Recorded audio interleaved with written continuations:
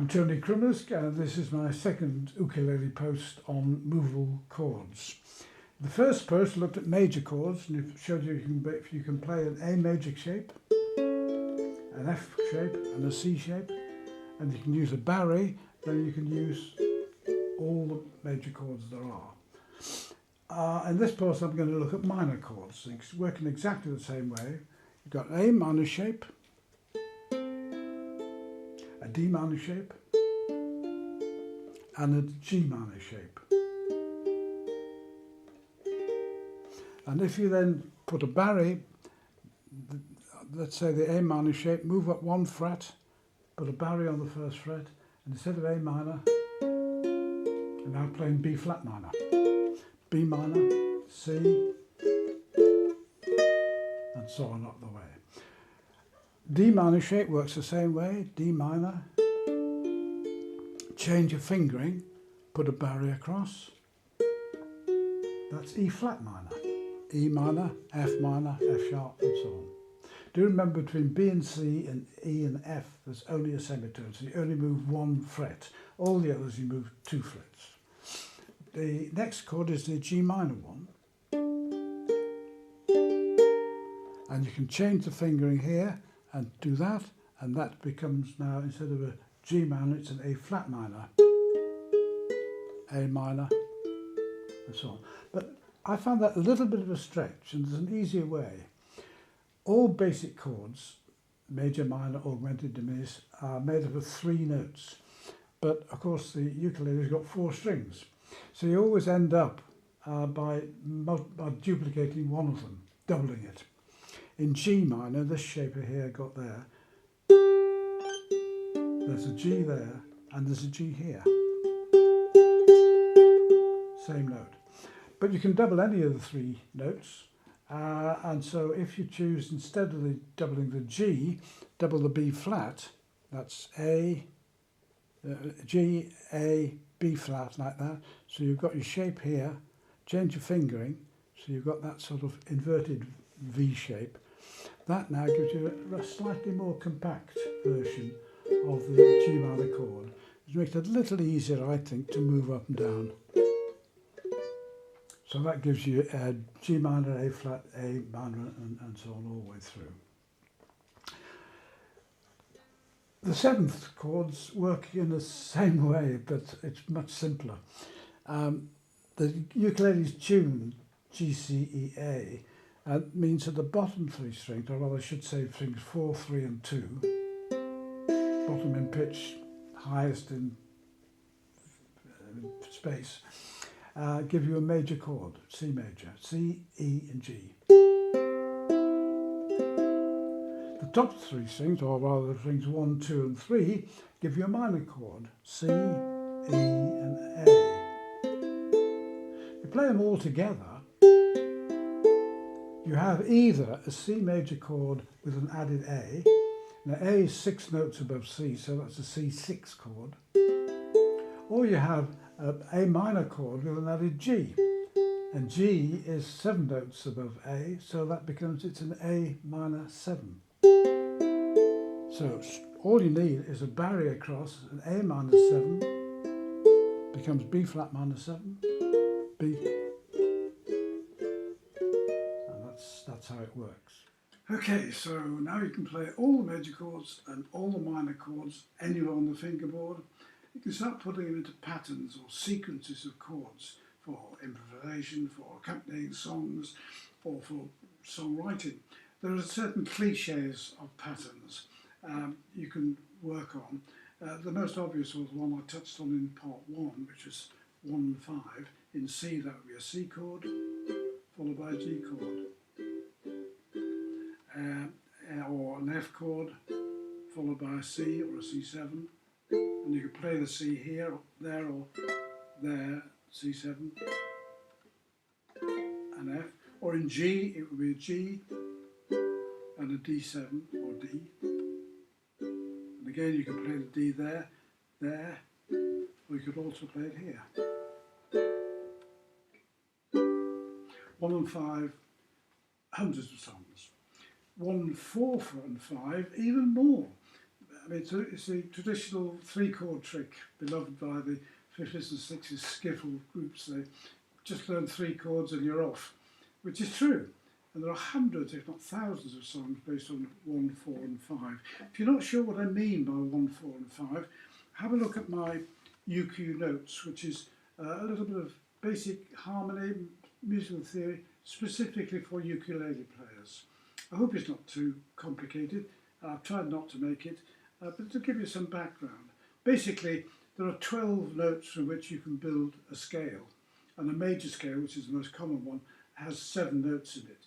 So you count number 1, the chord number 1, whatever scale you're using. In C, C will be chord number 1. Count up 4 notes, and F will be the chord 4, and G will be 5.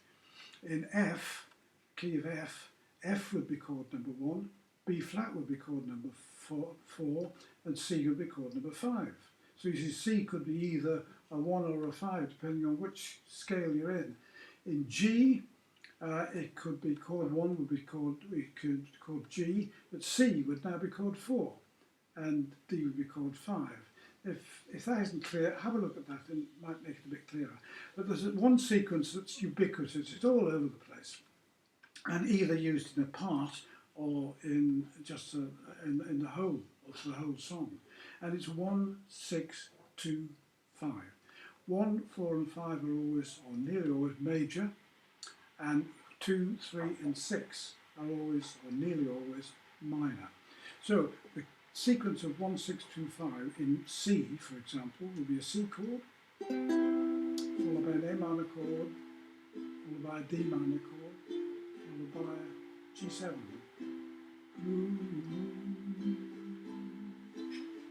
You saw me standing alone, the songs in my heart, and so on like that. Or we were all going on a summer holiday, or in the mountain green where it's the scenery, or if I want you in my arms, if I need you, all my charms, if ever I want you, all I have to do is dream. Now you should be able to play that sequence of chords anywhere on the fingerboard with one of 3 different patterns. Let's start with the F pattern. Put a bar at fret 2, put an F pattern above it, and now you've got a G chord. Chord 6 in G is E minor. You can get that by playing one finger down here, keeping everything else the same, and you've got a D minor shape, and it gives you an E minor chord. Move up 1 fret and put the G minor shape, the alternative G minor shape, and you get an A minor chord. You can either do it with a single finger here, or I think I prefer to put the barré on.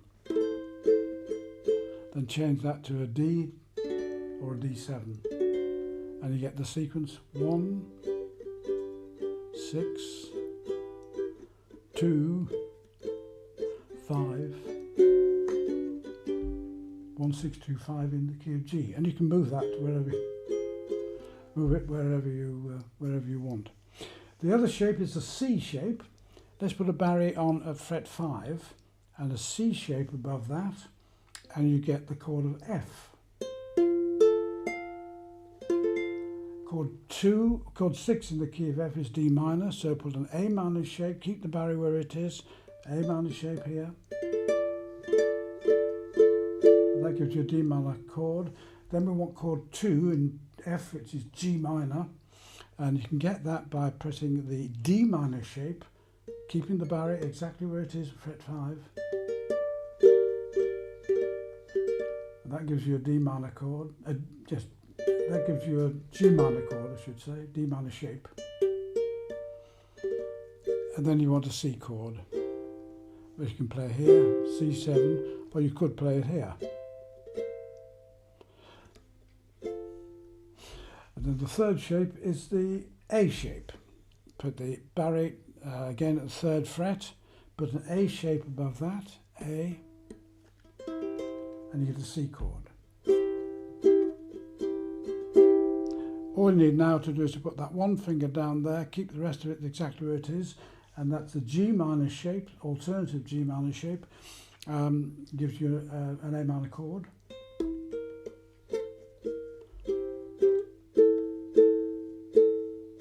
You now want a D minor chord and a G or a G7. Or if you want, you can go here for a G. Your choice. So that gives you the sequence.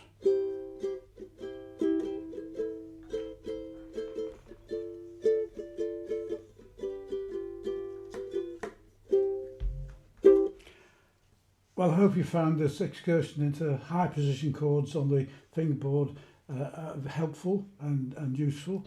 I think it gives a good sense of what I would call fingerboard geography, so you know where you can find chords and notes in different places. And you make utilises the rest of the fingerboard on a soprano, on a concert, or on a tenor, which is what this one is.